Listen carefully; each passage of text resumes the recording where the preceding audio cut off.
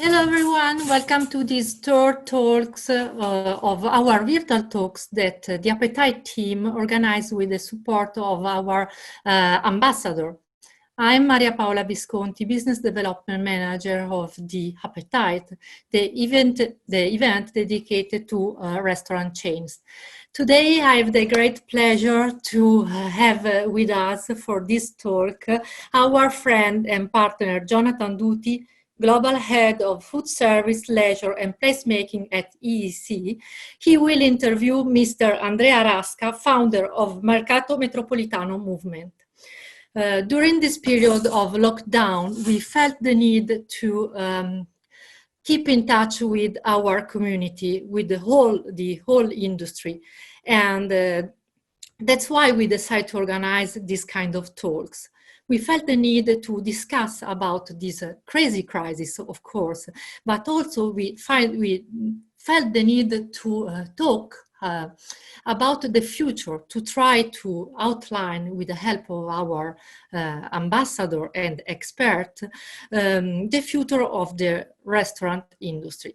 So that's why that today I have the pleasure to host with us Jonathan and Andrea.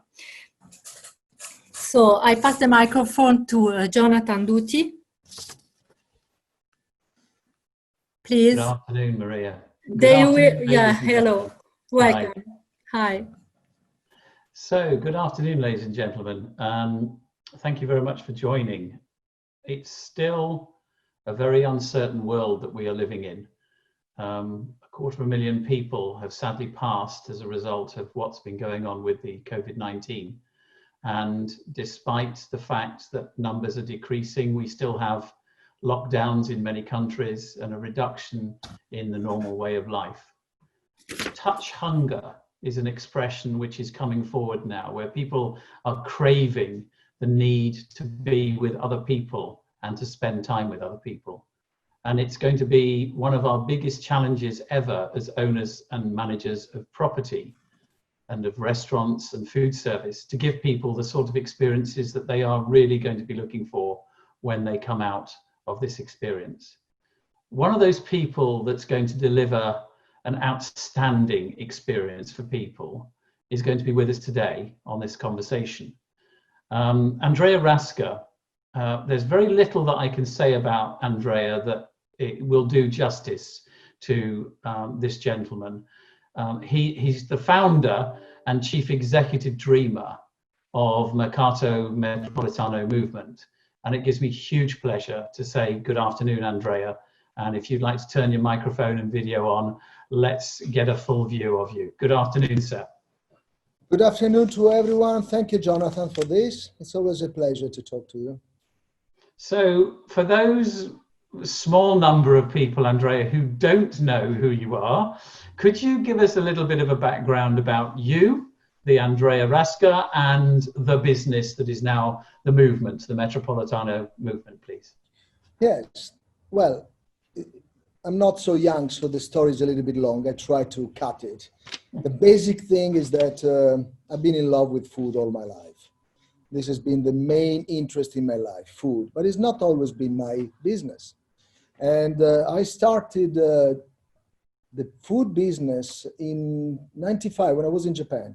That was the moment in which I understood I wanted to turn my passion into my business. So I've been working this for 30 years. And the knowledge of food mixed up with the other interests I had on international relations and economics. And I little by little developed my own scheme, my own project, which is called MERCATO METROPOLITANO, which is based on a very simple fact. We have to eat food as it was meant to be. So I would like to take these last 70 years and throw them in the bin and start again. This is the MERCATO METROPOLITANO movement at the end. So that's fascinating, because one of the things that COVID-19 has brought to all of us is going back to basics, going back to root.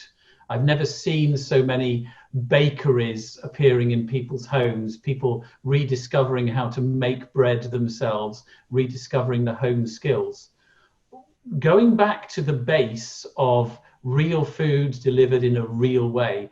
What challenges has that created for you as a business? Because there's so much that isn't real in the world these days. This is the real difficulty, the education. For the last 70 years, the big corporations have led us to believe that cheap food was something we needed. And then instead we realized, and even more now with this crisis, we realized that we've been fooled by these big corporations. They've been providing us everything but food, something that could fill the stomachs of a lot of people with the excuse of fighting hunger, but in reality creating much more damage. So if we talk about the ready meals in the supermarkets, they will give you food for a very cheap price only because it's not food. And it's gonna be very expensive in the long run for your health and for the environment. So going back to the roots, it means to go back to what we value, which is the right to food. And if you read in the Declaration of Human Rights in 48, the right to food is clearly identified with an adjective, which is adequate. And adequate means accessible, nutritious, and compatible with local cultures. And this is exactly the opposite of what we find in our supermarkets. They're not compatible with local culture. It's accessible only in price, not in value. And they are not nutritious at all. So whenever you see what they put in the labels, you need a biochemistry degree to decipher the ingredient that you find in bread, for instance. And when you see this emulsifier and the chemicals, additives, these should be red big warnings for you. Just drop the package and run. So there was a period of time in everybody's life where discovering this ready meal, this supermarket experience was for them the nirvana they were searching for, some way that they can eat quickly and easily without all the effort of actually going out there and cooking. What you're saying is there's actually a little bit of a time bomb going on. Yes. In so much as it's not just about cheap food, but it's actually about cheap calories, it's about cheap salt, it's about all the things that you probably shouldn't be eating as much as. Is that correct? That's very correct. If you read the last Lancet report, you will realize that now more people die because of food-related issues and diseases than from smoking. And this has never happened before. And when I say this, it doesn't mean that you die only because of the food you eat, but even more for the food you're not eating anymore. So when you take a flour which has stayed on the shelf of the supermarket for more than 1 year, and then you bake something, you think you are baking something for you which is healthy, you don't realize, because this has been an amazingly well performed aggressive marketing from the big corporation and the big advertising companies, you don't realize that that flour, which can stay on the shelf for 2 years, is actually not food. It's been deprived from all the nutrients, the vitamins, the proteins, to stay on a shelf for 2 years. Only plastic can stay on a shelf for 2 years. So it's not a product which is alive. And when you start eating product like this, then you become weaker and weaker and weaker. And people don't realize that we have a terrible, obviously, coronavirus going around, and we will talk probably about this, but in comparison with the deaths caused by the lack of good food and chronic diseases and diabetes, this is nothing. Hundreds of millions of people are dying because of the food that we are eating today in supermarkets or food chains. So the passion is coming over so strongly. This is clearly a business for you, but you say it's a movement as well. Looking positively, what is your response to that? I mean, these companies, you say, the large corporations, yes, they are very successful, they're very profitable. Mercato Metropolitano, I visited the site. You and I have spent a lot of time together recently for one reason and another. You do something that's absolutely beautiful, and you do it through the hands of other people as well, your partners that you have there. In a positive way, tell us a little bit about the business. What is it that you do that makes it so special? Well, first of all, as you said, it's a business, but we don't live it as a business. This is our life. This is my life. and the life of all the people working with me. And basically, what we want for ourselves is also what we want to offer to the people who come to visit us. So, as I said before, I don't want to use the business model of the 80s. So we do not have any sponsorship. We do not ask for listing fees. We do not work with banks apart from the last 2 weeks in which we are in this situation, obviously. And we wanted to create a kind of an island, an independent island, where no corporation, no chemicals, no sponsorship could enter. So that was the only way we could give a different approach to the business model. What we wanted to tell people, instead of shouting at these corporations, we just do not let them in. Finished. It's not so difficult. So in our place, which is a 5,000 square meter kind of crazy market, sustainable, based on community, where we incubated in the last 3 years more than 100 young entrepreneurs or female food founders or refugees who wanted to test their products, because this is a big incubator at the end. Basically, what we did was creating a place free from what we saw before. So I don't like the idea of going around and preaching. And I am from Milano, so probably this is part of my DNA. We do things. So I just opened the first Mercato in Milano only for 4 months because it was for the expo and it was a limited amount of time. And then I looked for possibly the most difficult market in Europe, full of wonderful markets. And I opened it next to the Borough Market, which is the oldest market and one of the most beautiful in the world, by the way, where everybody told me, you are crazy, you're not going to succeed. But I said, this is different, guys, you will see. And with a zero footfall, natural footfall, with no advertising, zero budget, no banks, no sponsorship, in 3 years, last year we had 4 million visitors who come to our place and taste 50 different kind of kitchens from all over the world. And every single ingredient has been checked by us and monitored and vetted, because we do not want plastic. We do not want any big brand. We do not want to have sugary drinks, which should be banned by the governments, even in schools, by the way. So we create a new business model that, oh, how strange, is also creating an amazing EBITDA. Just because we are not looking for money. We are looking to offer something to people which we love. We would eat that food. We are not trying to sell you something I would not give to my kids. So the glyphosate of the wonderful Monsanto, I would love these guys to drink a glass of that, and they did not do it. Drink it if you think it's healthy. Don't give it to me. We do not want it. That's how we created Mercato. And 4 million visitors is truly outstanding, with no disrespect, but for where you are located as well, it's not exactly prime central London. It is coming up in the world, which is great, fantastic. And obviously you've now opened in Mayfair, at a church, by the way, where my brother was actually christened many years ago. So I know it very well. But you're not in the center of it, but you're doing 4 million people at a pretty good average spend. So I've got a good idea of the multiple millions of turnover that site is generating. But your partners, how do you select them? The ones that deliver the food and drink. What do you do? How do you interview? How do you check these people out? Well, first of all, I have an amazing team around me. So we created a system where I got scouters going around to look for new potential partners. And obviously, after we open the first store, then people also naturally come to visit us because they want to open. But then they go through a process where we analyze not only what they do, but how they do it, where they get their ingredients from. So there is a vetting process which is very, very severe, because once they embark in our adventure, at the end, they need to sign our manifesto and our way of working. And only if they, let's say, agree with everything, they can start working with us.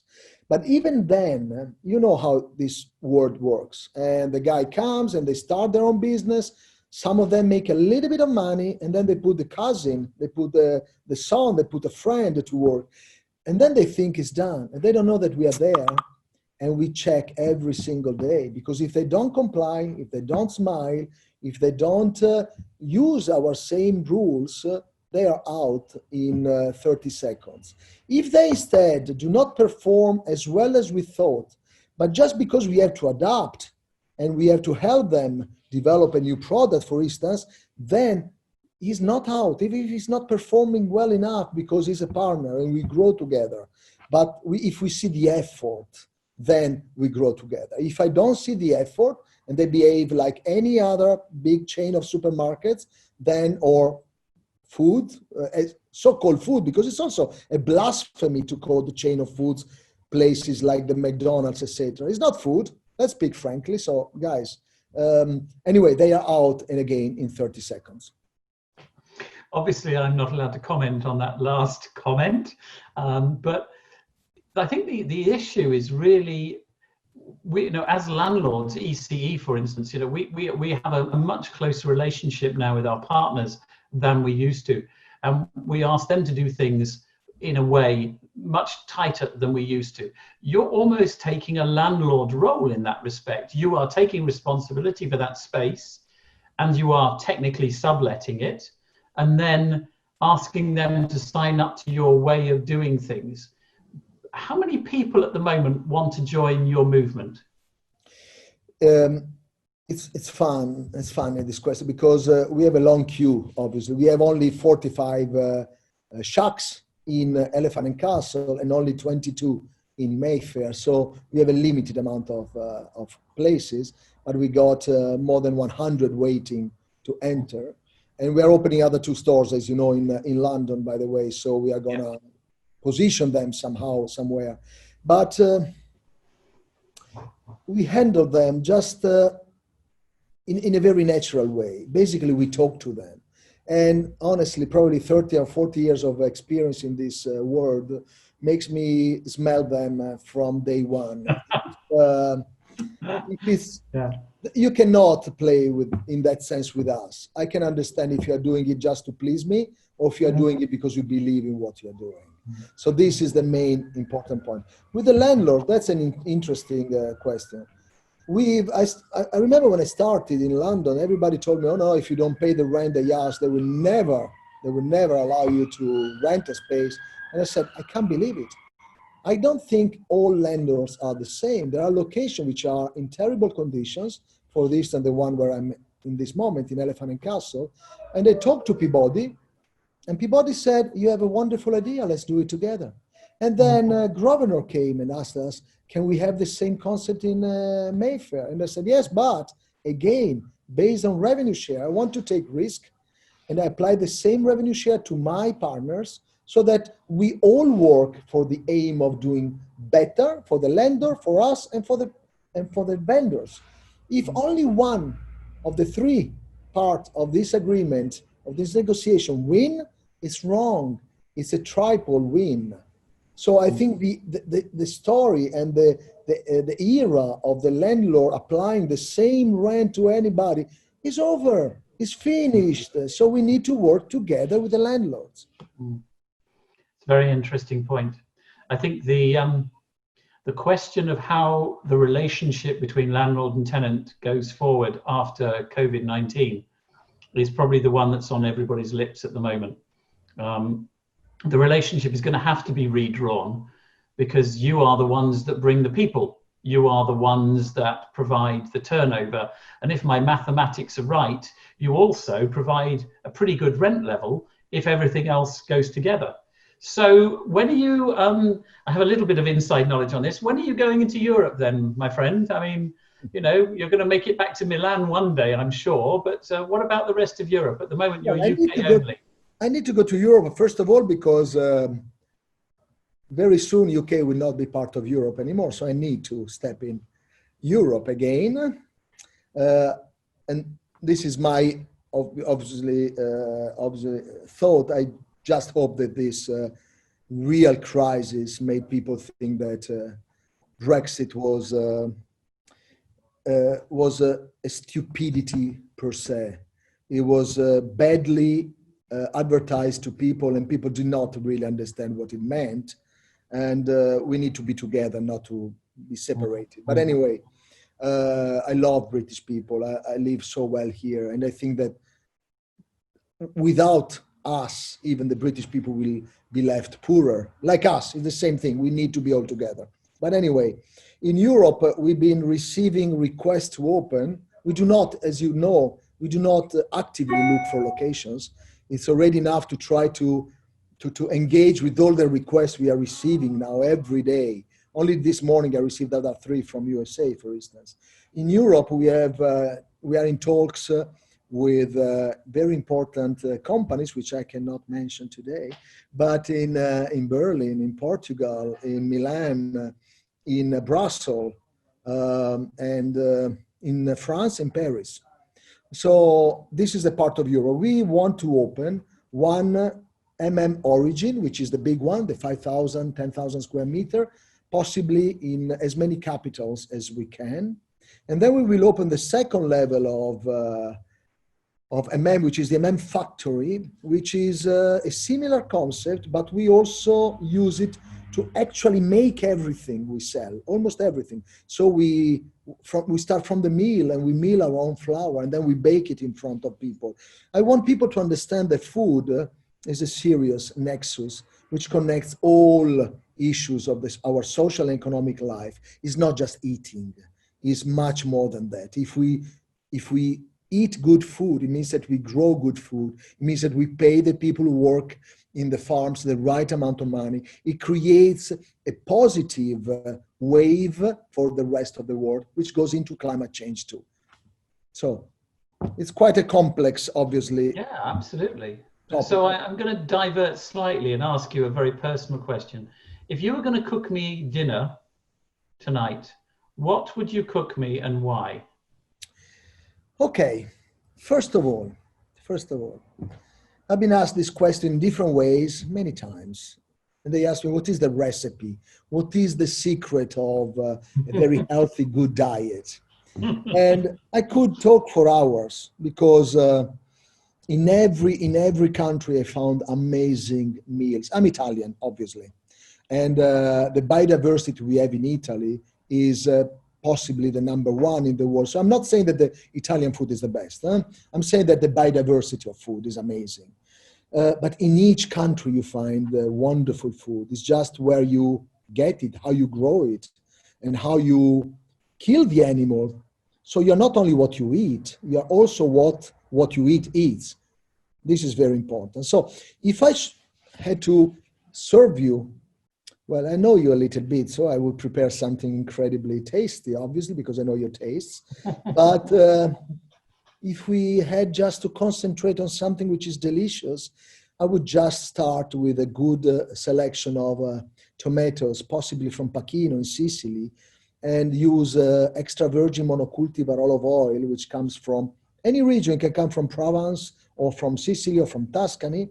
The importance is the ingredient. You have to get it when it's mature, when it's good, and when it's healthy for you. And then I would make a simple bruschetta with the sourdough bread I just baked, a little bit of olive oil, tomato, basil, and pepper on top of it. And then we go into thousands amazing, this is just the appetizer, of course, into thousands of amazing food. You can go from pasta to the meat I choose for you, always with a good glass of red wine full of polyphenols, which are incredibly good for you. So drink well, don't drink a lot, drink well. But you know what is the best recipe of all? Is me and you sitting around the table, preparing the food together and eating together. This is the secret recipe, community. That's what I was hoping you were going to say. So that actually leads me into, I guess, my coming on for my last question to you directly. You make places for people.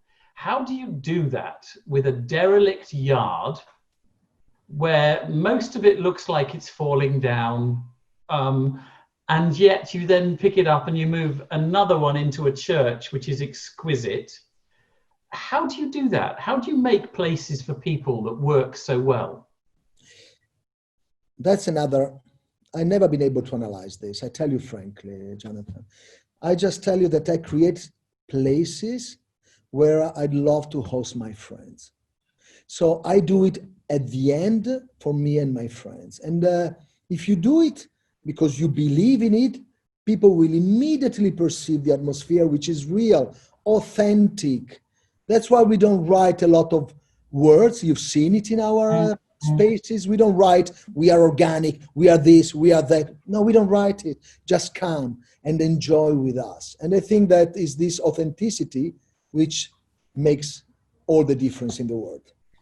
So how okay, thank you. Yeah, carry Sorry, on. may I stop the conversations? Great. We had so many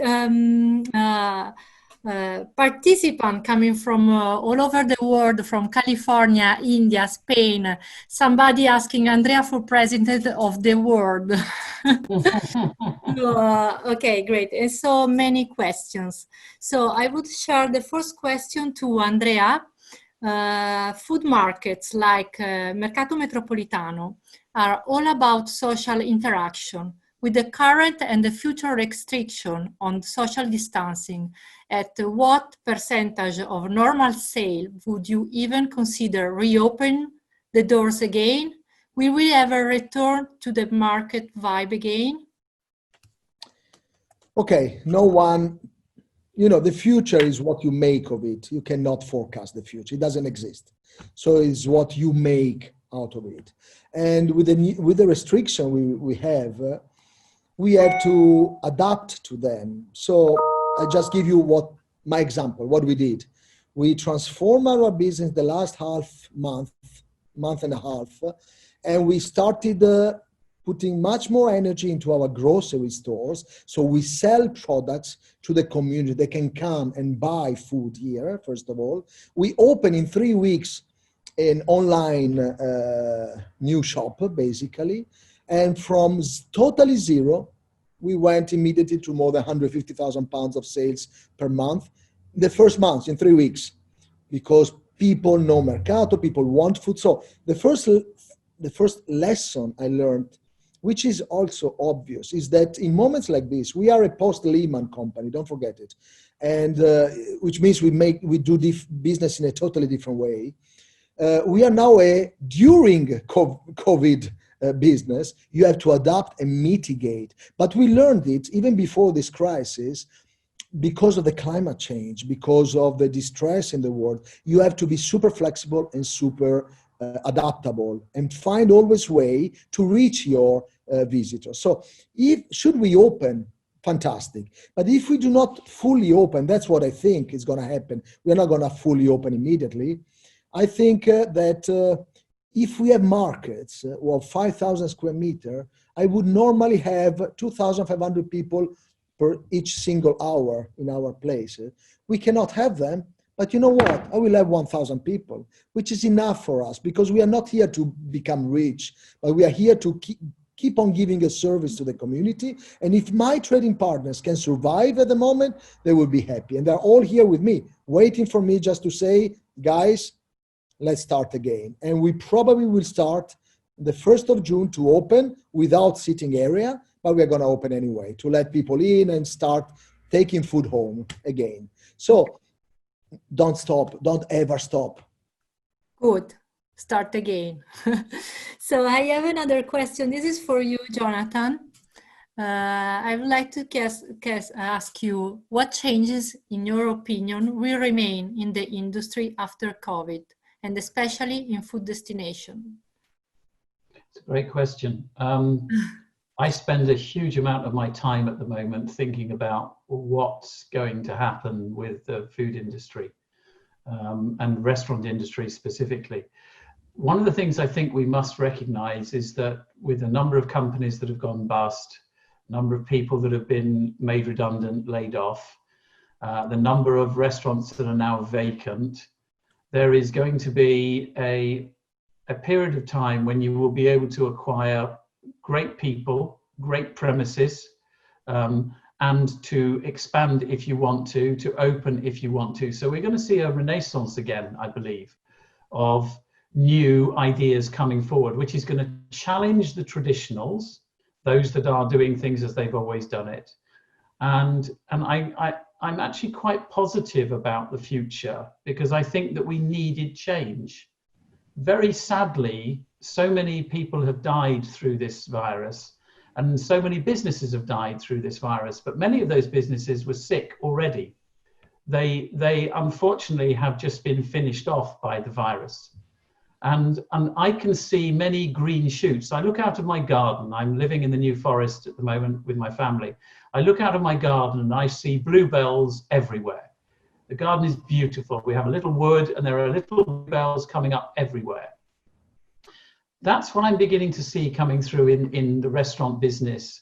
We're beginning to see green shoots and new ideas and really interesting things happening, which give me huge hope about the future of what we're doing. And very clear to Andrea, it's going back to really good product, fantastically fresh, clean, simple product, produced beautifully. And people will pay for that. You know, we shouldn't just think about restaurants operating in the old world way, same average spend, same dwell time, same customer numbers, same seating numbers. There's a dynamic going on. And we will find a way of working around that. And it might mean that the guest wants to pay more for a heightened experience with fewer people around them. There's a whole range of things that we need to get our heads around.